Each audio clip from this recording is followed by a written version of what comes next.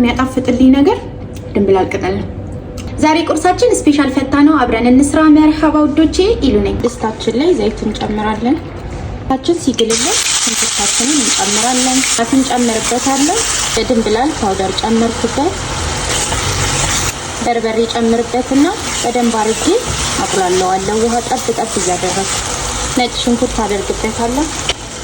ስልሳችን ለቀቅ እንዲልልን የተወሰነ ውሃ እንከልስበትና እንዲተከተክ እንተወዋለን።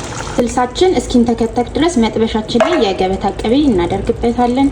የገበታ ቅቤያችን እዚህ ጋር ሲቀልጥልን የቆራረጥኩት ዳቦ አለ፣ እሱን ጨምርበታለሁ። የተወሰነ ደቂቃ ቶስት አድርገዋለሁ አብሬ።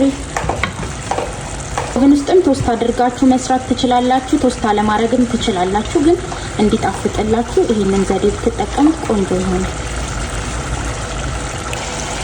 ጫው አደረኩበት፣ ቅቤ ጨመርኩበት። እሱ ላይ እየወሰድኩኝ ዳቦ ላይ እጨምራለሁ።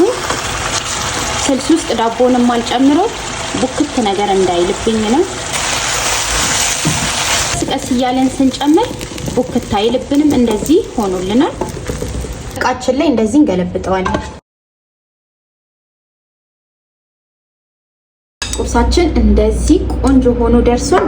ሁሉንም አቀላቅለን መብላት ነው። ያው እኔ ባሌ ፊት ነው አቀላቅዬ የምበላው። አብረን እንሞክረው እስቲ። ቢስሚላህ። ፈታን የሚያጣፍጥልኝ ነገር ድንብላል ቅጠል ነው። በጣም ቆንጆ ቁርስ ነው። ሁላችሁም በቤታችሁ ሞክሩት። ቴንክ ዩ ፎር ዋቺንግ ባይ